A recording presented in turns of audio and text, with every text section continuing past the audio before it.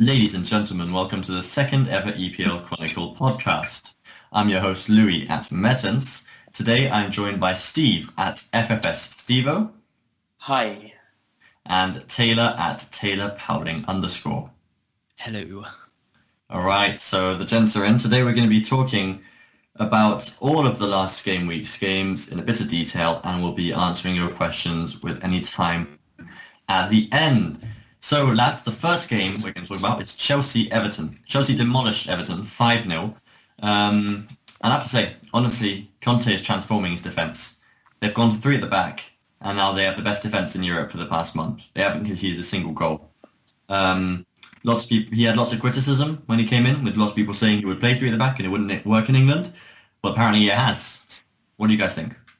Well, first of all, I don't think I've ever seen Chelsea play that well since I've ever watched them on Saturday. But I think for Conte, he knows the 3-4-3, so it's good to have a manager who actually knows what he's doing. And then, he can turn players like David Luiz and Gary Cahill, who were probably two of the worst centre-backs in England 6 weeks ago, into two of the best by the looks of things. Taylor, any thoughts?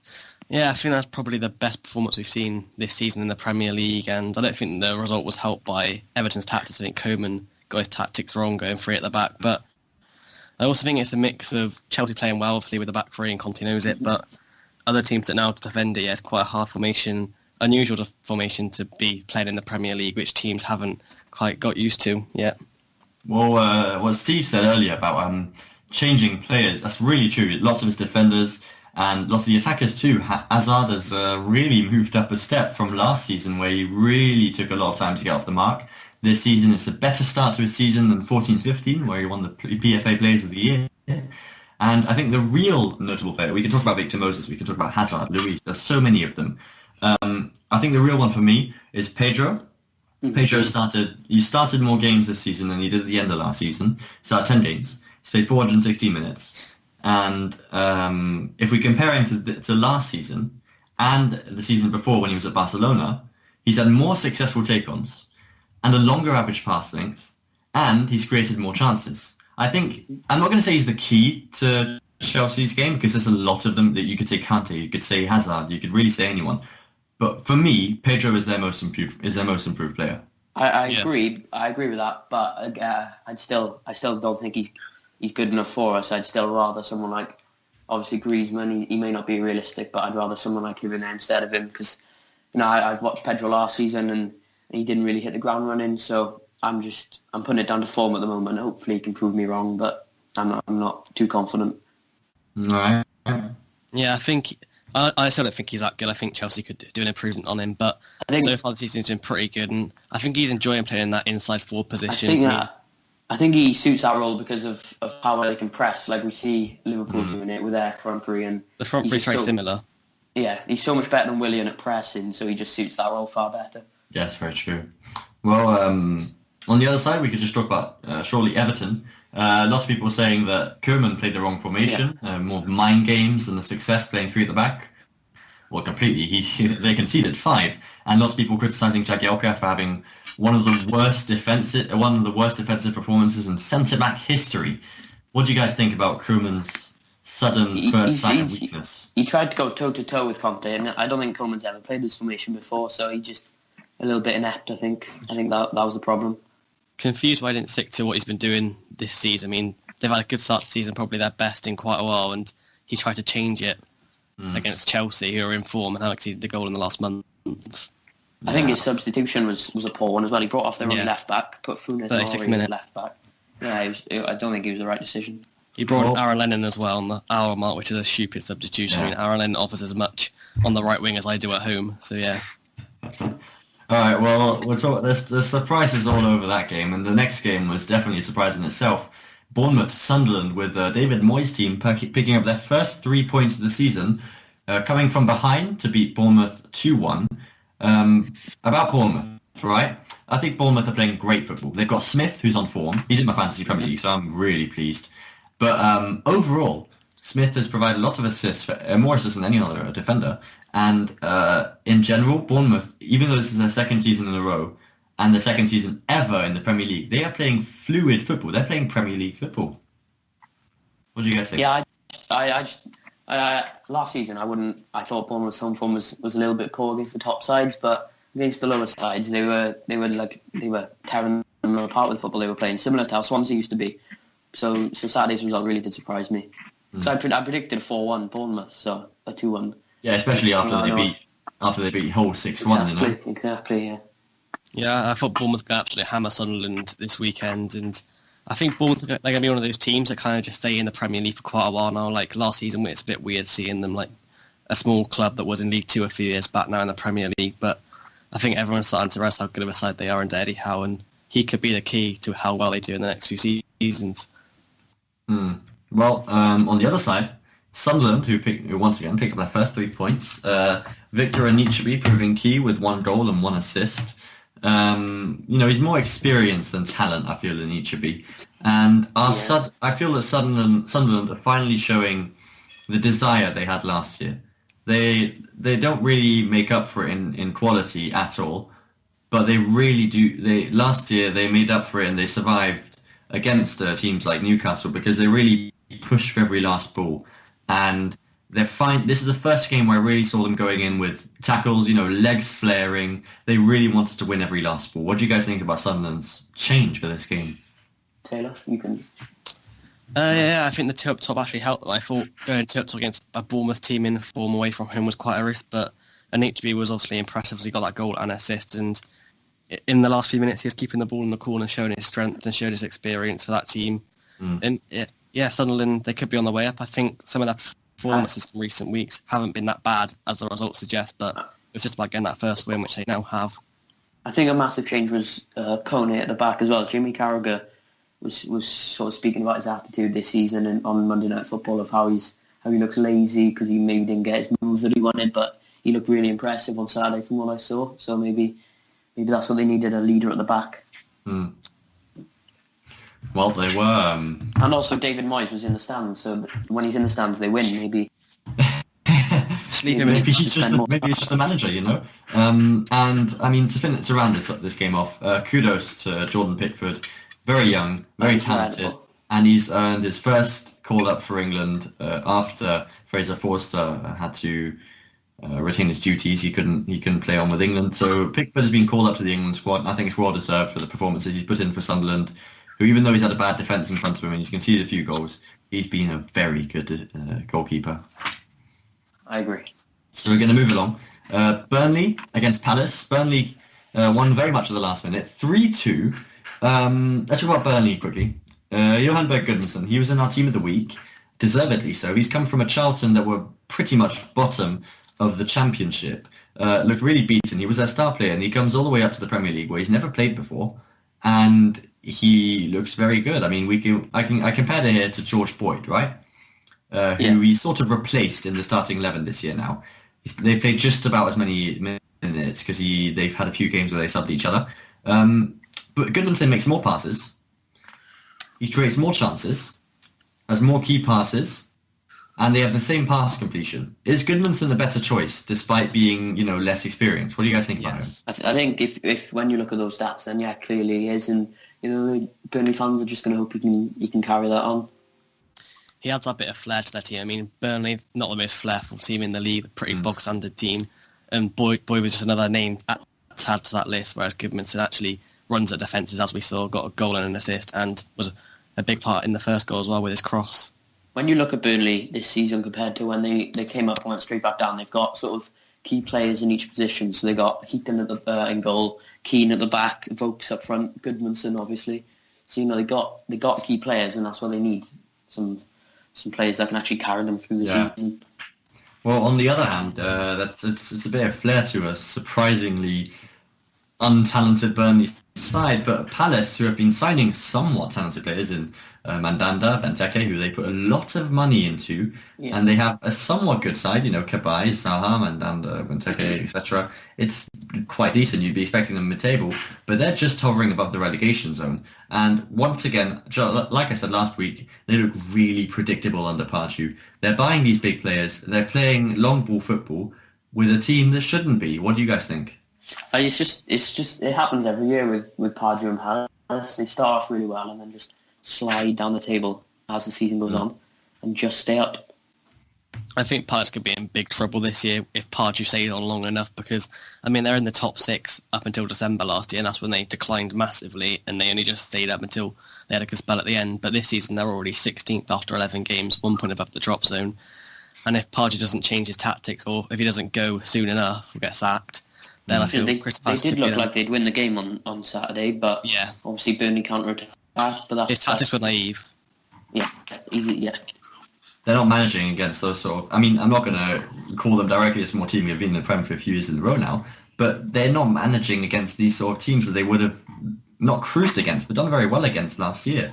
And, you know, I think that's a big problem with Palace. Pardew has brought in this thing that he did bring to Newcastle as well, where he said, right, we've got a talented side with lots of foreign players who are very promising, and we're going to play English football. And it just doesn't seem to work, in my opinion. I think also when Pulis was in charge there, their home form was like immaculate against every side, not just the smaller sides. And the Pardew, it just seems to be far worse. Well, we're going to move along to the next game. Unless you guys want to bring up anything else, but we're going to move along to City Borough, the first of the next 1-1 draws we're going to talk about.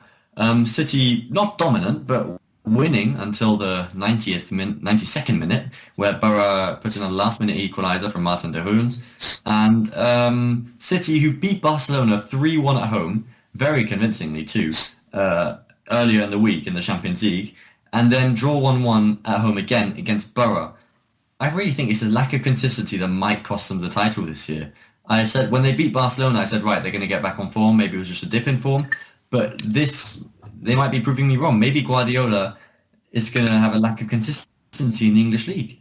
It seems to be a trend with City at the moment to batter teams at home, but only take a point. I think they've drawn 3 home games in a row, and it's just not the kind of form that they've showed in previous years. Yeah, 13-14. I remember they breaking down small teams like Borough was really easy for them. 7-0, 6-0. De Bruyne is in form. That game, De Bruyne was fantastic. The assist he provided for Aguero was amazing. I mean, personally, he's the best player in the league for me, but, you know, that's obviously he's been injured, he's been out of form for a bit. But that's like one of the prime De Bruyne performances you've seen. And they still can't break down these teams that you should be able to, you know, cut open like butter. I still don't think Pep actually really, he's tried it 3 at the back with wingers instead of wing-backs, and I still don't know if he knows the right system or what to play. He really likes to overload the midfield, but at the moment he's not been able to do that. Fernandinho's not on the form that he showed at the start of the season either, and he's a big player for them. Yeah. Yeah, it's typical City really at the moment. I mean, they can be clinical against Barca, score 3 goals, and they come to place Middlesbrough, have plenty of chances and score 1, and it feels to me like it's Pellegrini-esque of last season. I mean, you saw Leicester won the title. I mean, City would have easily romped the title if they were less naive against big, small teams. And I think it's proven again under Pep. Yeah. On Middlesbrough, I was slightly confident that they could go there and get some in because they got some in at Arsenal, and I just think with some of the players they have and how good they are defensively, I thought they'd be able to go there and get some in, and they did. It may be fun to say this, but I'm not with this game, but in general, I'm disappointed with Middlesbrough. They brought in players like Negredo and Fisher and Valdez and Dusan, who you'd think those sort of players, you know, upper mid-team table would be buying that. I'd see West Ham buying that very easily. And then they're not doing very well. They're not all the way at the bottom, but you know, they're in the relegation zone or just above it. Above. They're 1 point above. Yeah, I expected them to finish, you know. I just think maybe it might take them a little bit of time to gel together and the manager to find his right system again in the Premier League. And I think at the moment now, after their defeat to Watford a couple of weeks ago, I don't think they've lost since. I think they drew to Arsenal. Someone at home, Gaston Ramirez scored a solo run goal. I think they're a bit too now. Maybe they got Chelsea next, and I think if they can get something off Chelsea, then I think they'll start to pick up more points. I think depend a bit too much on Negredo. He scored 1 goal this season. Yeah, he's one only goal. scored one. And he started every game. And I feel that Jordan Rowe to go. Yeah, exactly. They should try. And you know, Victor Fisher, he was fantastic at Ajax last season, the season before, and he's done nothing. Jordan Rhodes is they are absolutely lucky clinical they in the can depend Championship. on their defence, really, because their defence is so strong they can depend on it. but maybe Jordan Rhodes does need a chance. I'll give you an example of... So Callum Wilson and Andre Gray are both absolutely clinical in the Championship, and obviously Andre Gray scored a few goals this year, but obviously got that ban. But look at Callum Wilson, how many goals he's got in the Premier League. I think Jordan Rhodes could be the same if they give him a chance. Yeah, I think they should at least, give him 2 games maybe to... Yeah. His record in the Championship is incredible as well. Yeah, Blackburn. Yeah. Huddersfield, wasn't it, especially as well? You get him up against, maybe not against City, that's the sort of games where we want the graduates to score, and, maybe it's unlucky he didn't score at some points, but if you put Jordan Rhodes against a team like Swansea, I don't know, or Watford, or, someone who he could score against if they were also in the Championship, I think he could prove Karanka wrong and say, see, look, sometimes it's not about having the best player in your team to play up front, it's just about having the one that suits you best. Mm-hmm. Well, we're going to move along to the next game, another 1-1 draw. West Ham dropped points at home against Stoke. Adrian really cost them the points here with a terrible mistake all the way at the end, allowing Stoke to score, even though they created more chances than the West Ham. What can you guys say about West Ham's atrocious home form and defending this season? Their defence this season is made up of...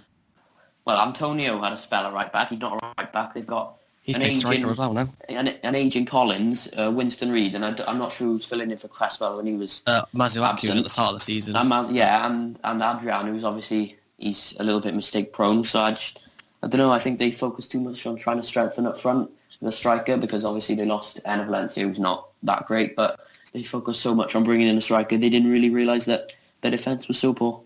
Yeah. I've got 2 points to make on West Ham. So at the moment they're 17th in the league, 1 point above the drop zone. Their next 3 league games are Spurs away, United away, and Arsenal at home. They got United in the EFL Cup. If Arsenal they lose at home might as well be Arsenal away, honestly. If they lose all 4 of those games and they get into bad form and they're in the drop zone, they could completely slide down. And I also think that they bought their squad with eyes on getting more players in than quality for the Europa League campaign. And now they're out, all those players aren't playing, and some of them aren't good enough because they focused on getting this more squad depth, and it's costing them. And for a West Ham fan, you must be thinking, what the hell's going on? You were looking at buying Lacazette, Benteke, and you've ended up with Simone Zaza up top who can't hit a barn door.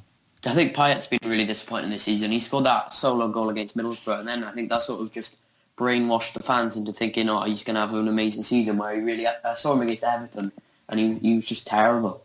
I think with Payet, all right, I'm not going to discredit him here because he's created more chances than De Bruyne and Ozil put together this season.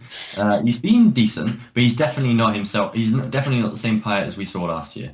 Last year, although he took a bit of time to get going, he had this sort of, the rest of the team trusted in him. They brought up their game so they could match his. This season is not at all the case. The rest are playing terrible. And Payet is like, look, I'm the only person here. I can't carry a team by myself. He just looks disinterested. I don't know if he's thinking of a move somewhere, or he said he wouldn't turn down a move, or he's not thinking about it. I think he said. Yeah, he was on TV in France, I think yesterday or the day before. And when asked, would you leave West Ham in January, he said, I don't talk about anything yet, but all the doors are open. Yeah, that's what I saw. Yeah.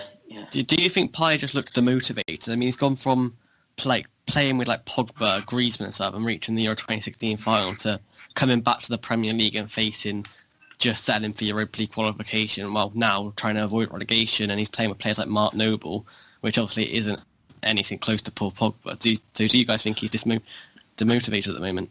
That could be a factor, and yeah. I think it's not really necessarily him, because if you put Payet on the form he currently is in I don't know, the Liverpool team or the Arsenal team or the City team, who are doing pretty well for themselves, he would do rather well. I think it's just the fact that he isn't around great players, and I think that does bring his motivation right down. Yeah. Well, on the other side, Stoke have had themselves a midfield maestro this year in Joe Allen. Joe Allen has really been dominant. I mean, no one expected it last season. I mean, for the past few seasons, he's been joked as, the Welsh Xavi and all that, and he was a bit of a joke player at Liverpool.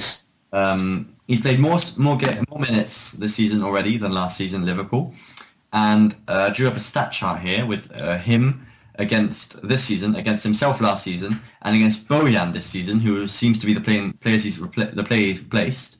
And already this season, more successful passes, more overall passes, more chances created, and more assists. And we're only 11 games in. This is per game, though. We're only 11 games in. Is this small, midfielder who looks about, if you removed his beard, he looks like a teenager, is he really the controlling factor in Stoke's side?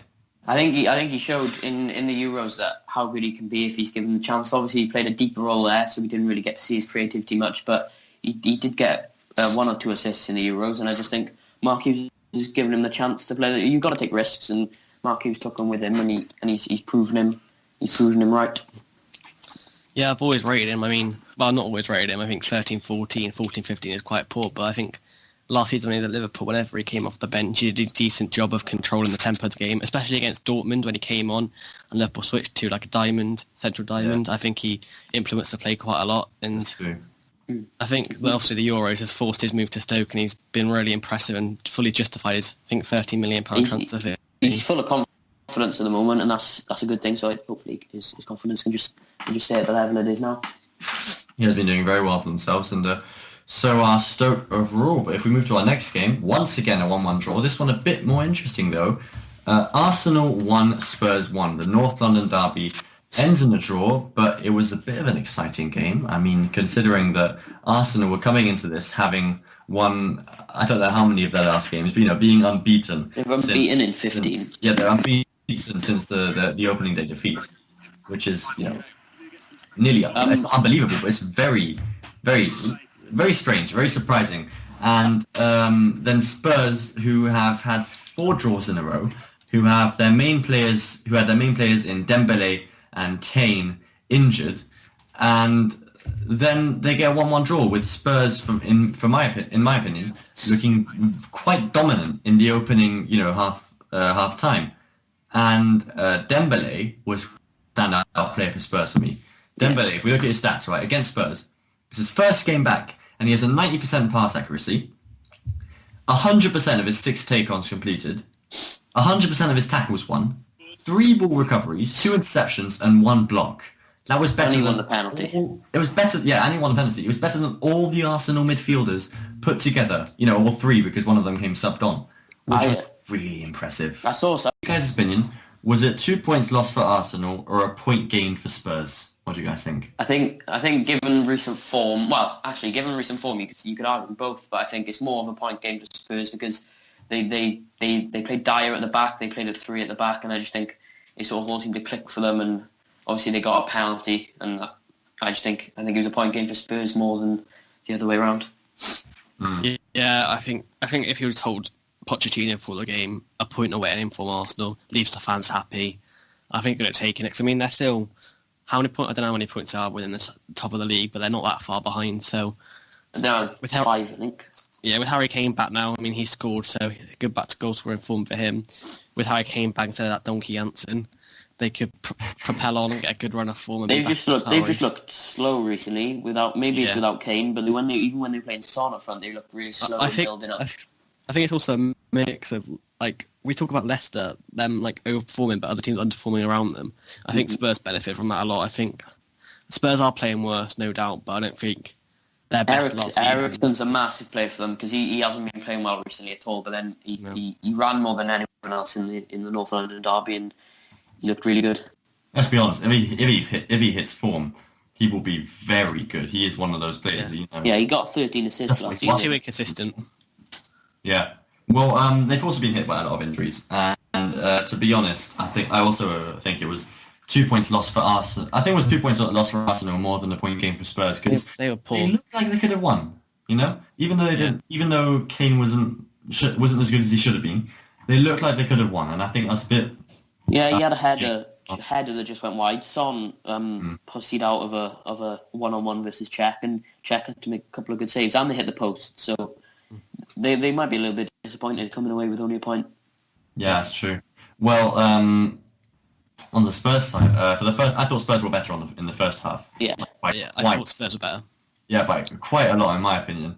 And the biggest thing was Dembele back from injury, and Moussa Dembele has a 90% pass accuracy, 100% of his take-ons, which was 6 of them completed, 100% of his tackles won, 2 interceptions, a block, and 3 ball recoveries. He's probably the best box-to-box midfielder in the league. And when you do that sort of performance, when you put in that sort of performance on your first game back from injury, which was a long-term injury too, that really is a statement. Mm-hmm. What do you guys think about? Well, I saw a stat saying that he started in the last 29 games. He started. They haven't lost a game, and I just think, he's come from Fulham. I think he came from, so he had to prove himself, and he's a man mountain. He's a sort of quicker Matic, really. I think he's so strong on the ball, and he's attacking as well. I think it's showing this season how important the box midfield role is. I mean, you look at Matic last year; he's not mobile enough to be able to operate on his own alongside Fabregas. So you can see how much he's excelled with Kante alongside and the more mobile of the two. And I think, obviously, as you can see with Man City, without Fernandinho firing, they're struggling, and Liverpool are benefiting from Henderson playing very well in that box-to-box role. Yeah.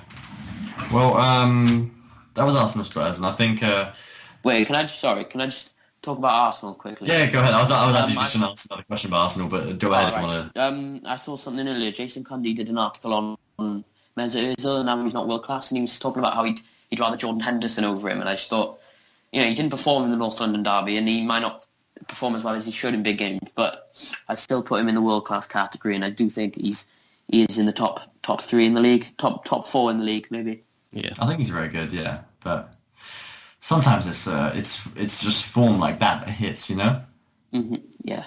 But a bit disappointing for Arsenal. Maybe they'll get back in form, maybe they won't. It's November, and it's their average big drop on their roller coaster of average points to where normally readying themselves. Yeah, for the rest of the season they usually average about 2.2 points per game, and November is the month where they average 1.3, which is really low, which is about the same as Aston Villa last season. A bit higher, sorry. But moving along, a very surprising game. Hull 2, Southampton 1. Southampton who beat Inter in the Europa League, Champions League they wish. In the Europa League in midweek, coming back from 1-goal deficits.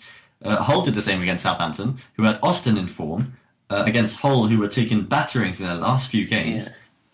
What do you guys think about this? Is it a statement of intent? Is it just one of those happenings in the Premier League, or is it something...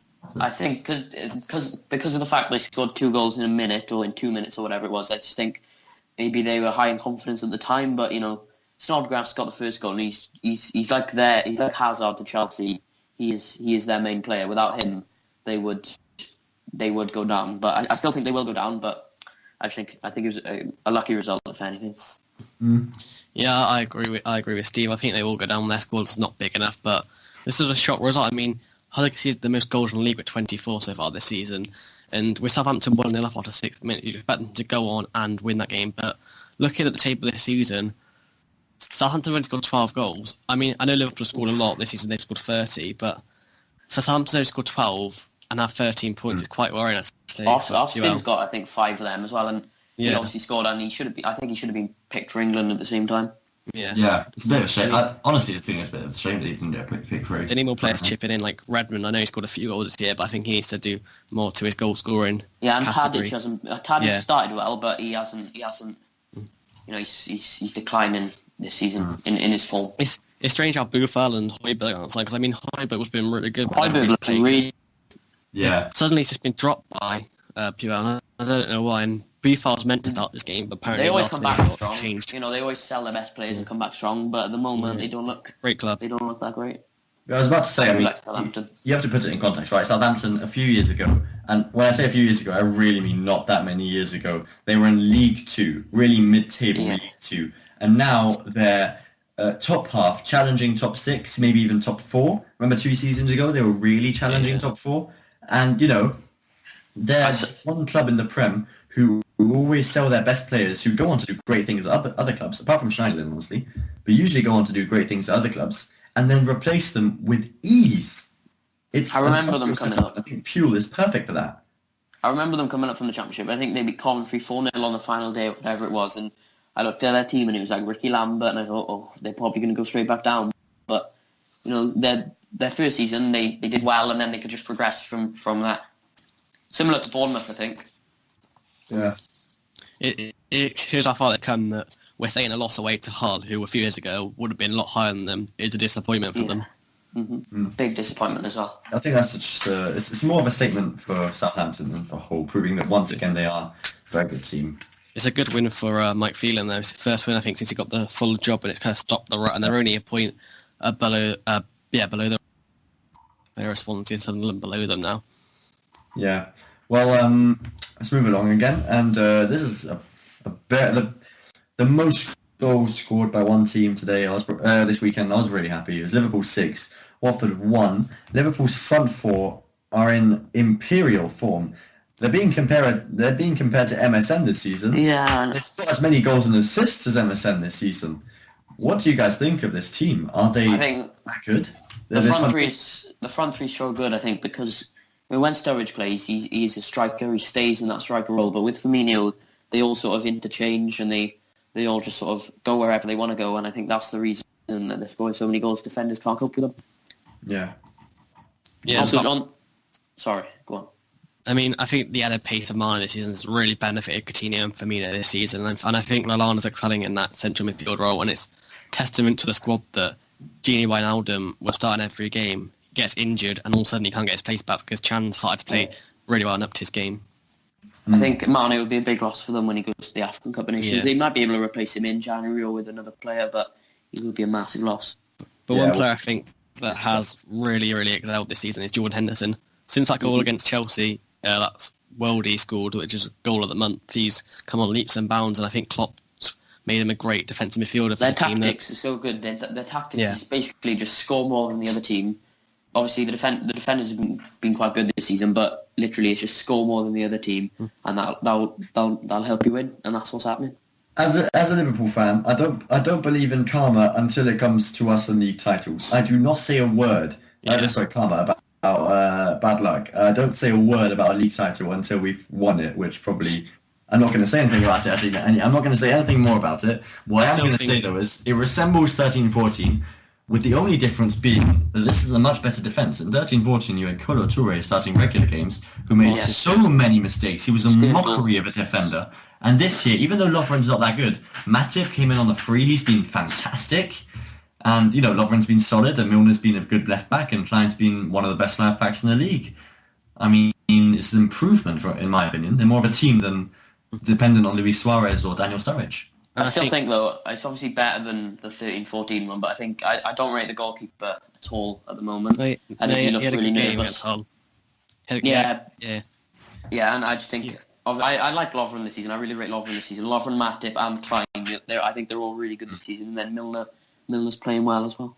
I'd love to have a Sacco back. I mean, I know it's an in-club issue, and maybe Sacco deserves to be in the first team, but I still, maybe I'm just going to say one word about the title. Maybe if we do go for the title, Sacco's that sort of player you need.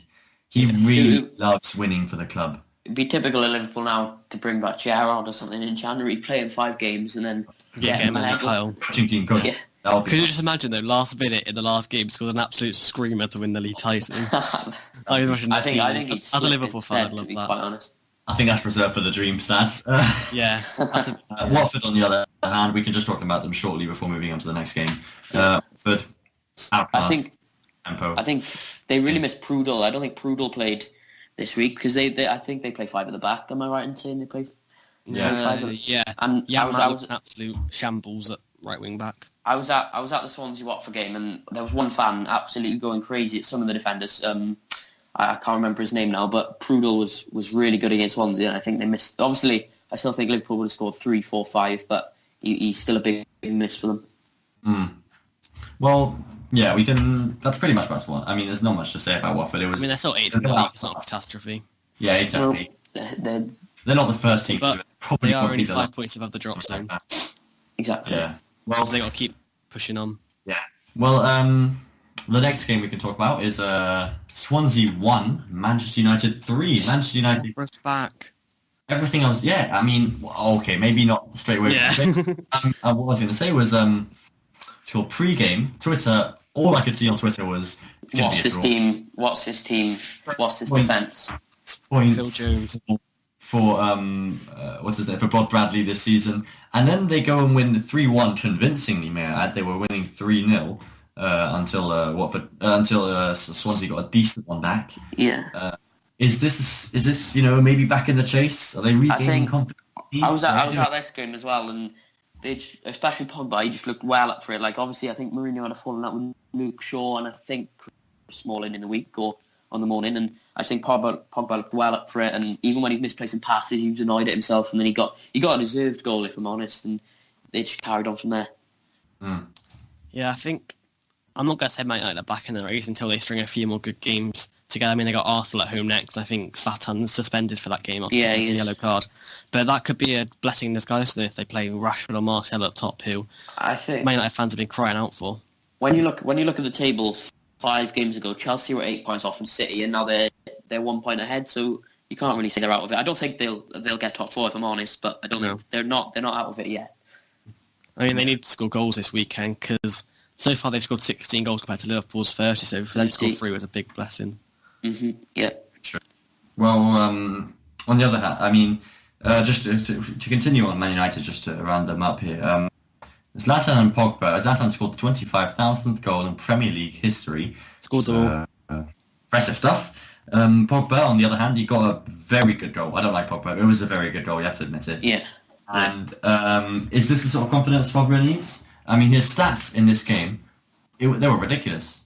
He had 96% passing completion, completed, 60% of his take-ons, completed 60% of his won 60% of his aerial duels, and made 2 interceptions. He was the best midfielder in that United side, and he was playing in an attacking midfield position. Is this maybe the position for him? Like I said, he looked really up for it straight from the first whistle, and he was just.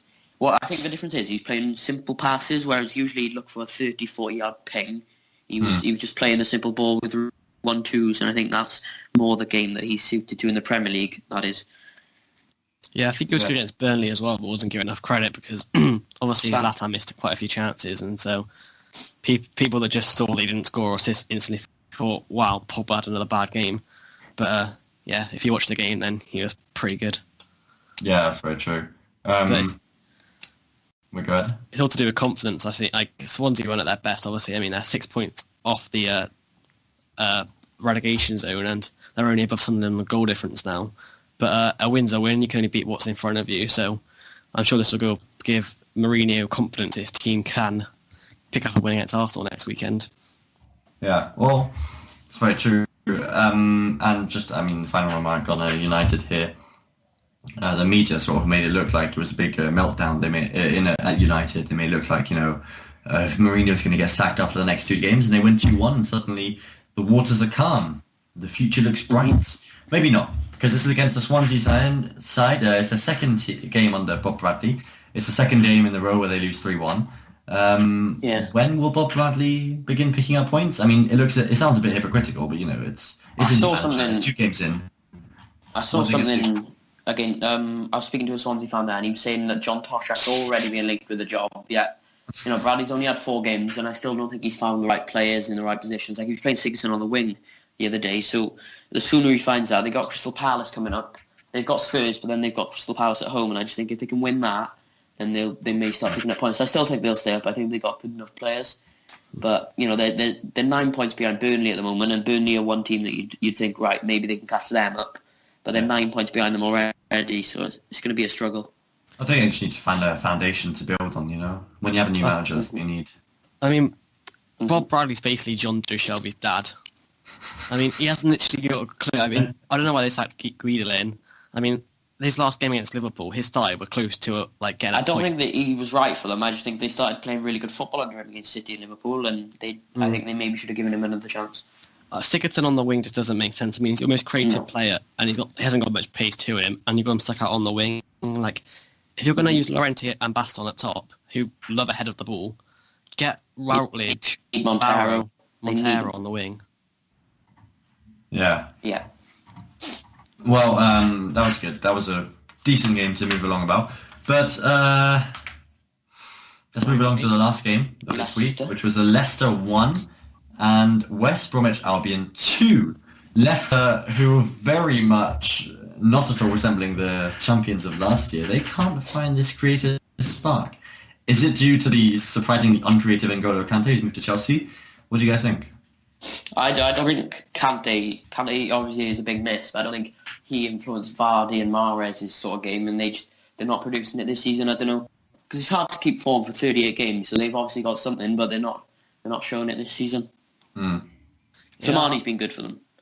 Going back to my point about defensive midfielders being crucial this season, I think it kind of backs that point up. I mean, they brought in Mendy from the French league, I think, for £30 million, and he's played 57 minutes of Premier League action against Arsenal. And Amati has filled in that role, and if you look at my article on EPL Chronicle, then you can see the difference that Amati has made in comparison to Kante, which isn't good enough, quite frankly. And against West Brom, they started Andy King, and obviously they lost that box-to-box midfielder now, which I think he's terrible. Yeah. I saw something as well. Oh, go on. Yeah, I was going to say, did you see Danny Drinkwater's misplaced more passes than anyone else? And I don't think that's because he's just necessarily playing badly. I think it's because he's trying to play those long balls over the top like he was last year to Vardy, but teams are sussing it out, finally. I don't really realise how someone can play that many misplaced passes but still get in the team, to be honest. I know he's good, and when I watch him, he does play well, but it's just a strange stat. Yeah, well, on the other hand, West Brom are champion. A 2-1 win away against the champions, even though the champions aren't doing too well. It's still champions. It's still the champions, and it's solid football. West Brom are playing a team who haven't conceded a goal in the Champions League yet, who are probably going through to the round of 16, putting good performances against teams like Porto, And Tony Pulis football, no matter how boring it is, it gets wins, and it's solid. I think the only downfall is they're lacking consistent players, with Chandy injured, having only played a few games, and their defenders being the only players who have scored a lot of goals. What do you guys think about the future for Watford? West Brom. For Watford, for West Brom. Well, Pulis is obviously known for his defending, and Pulis ballers is known, but I don't know how many goals they've scored this season. Does anyone know how many? I got it up now. 12. No, it is 12. I thought they scored more than that. Being it's 12. They scored 4 against West Ham as well, so they have got that attacking side to it. And when they've got Robson Kanu, who's obviously the best striker in the league, then it helps. Yeah, they've only conceded 15, which is the second least in the bottom half, other than Middlesbrough. Yeah, they have got a good defence, even though it's Johnny Evans, and you usually associate him as being a class defender, but with Pulis working with him, he can help him, and he's solid. I think West Brom on that side, they're not good enough to progress to top half of the table, but they will definitely stay up.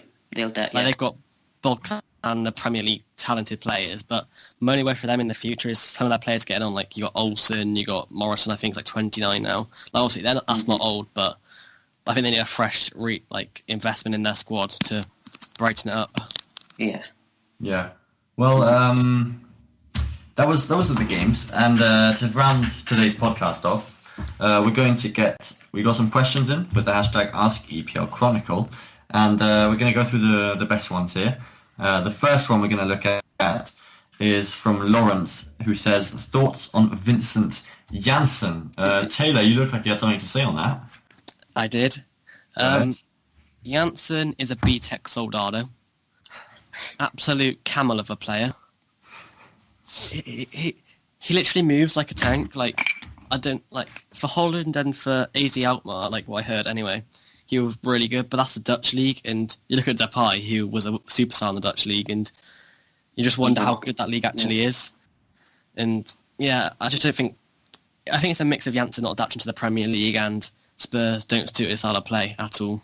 I was speaking to my mate, he's a Spurs fan, and he's a big fan of Janssen, and he keeps telling me he'll come good, and he doesn't get much of the service, and I do believe him in a sense, and hopefully he does come good, but at the moment he's not really proving it. I heard Ray Wilkins say on commentary on TalkSport the other day about he looked shattered after sprinting about twice, so I don't really know what's going on there. Yeah, that's my thoughts on Janssen. All right.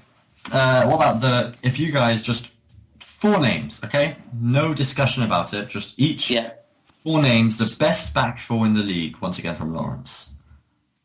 Okay, Taylor, you can go first.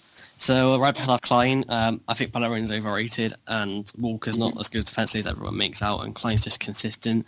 Centre backs, I go for Alderweireld because you've seen how much he's good for Tottenham. I mean, you've seen their defence since he's been out, and yeah, he's just one of the best centre backs in the Premier League, arguably the best.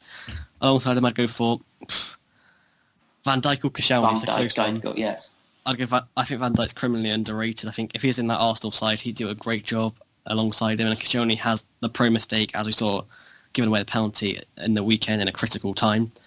And then left back, I'd probably go for, can I say Cesar Azpilicueta? I know he's playing centre back at the moment, but left back. I know he played left back earlier in the season, or before. He's just consistent, underrated as well. So yeah, that's my back four.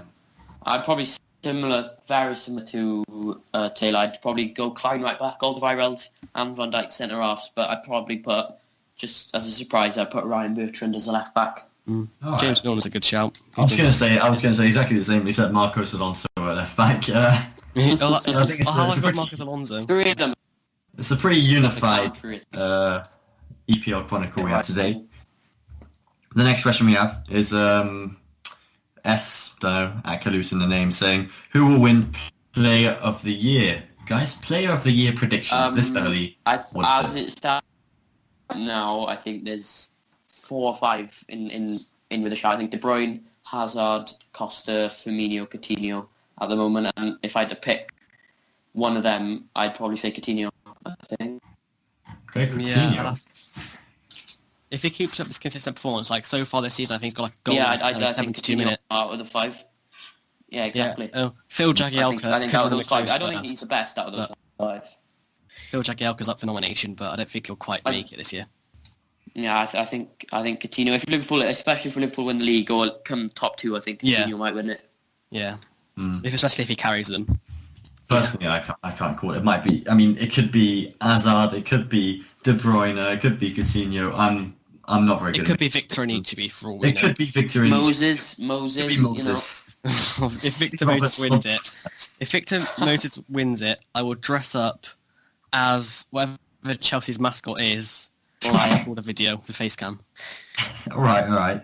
And let's go with our last question. Hassan asks, signing of the season so far? Oh, I'll let you go first.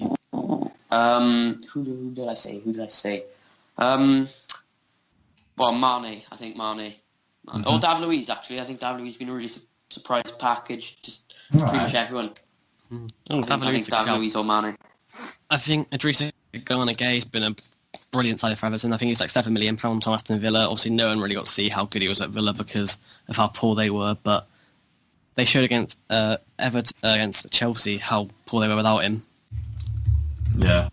Well, I think there's too many choices. I mean, you could go around, saying, you could say Kante, you could say, well, you couldn't really say Idrissa. I was going to say Idrissa Gueye, but, it might not be that realistic. But you could say so many players. I'm going to go with Marcos Alonso once again because I'm a real fan of what he's been doing. Nice.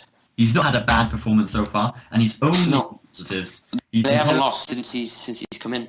Yeah, there's never been a game I've watched where I've said, "Ooh, that's not too good for Marcos Alonso."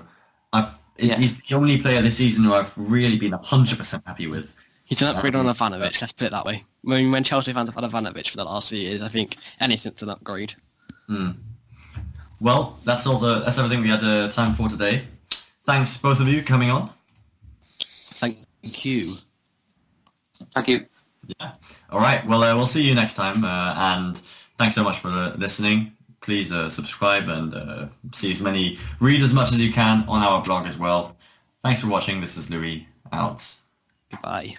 Bye. Bye.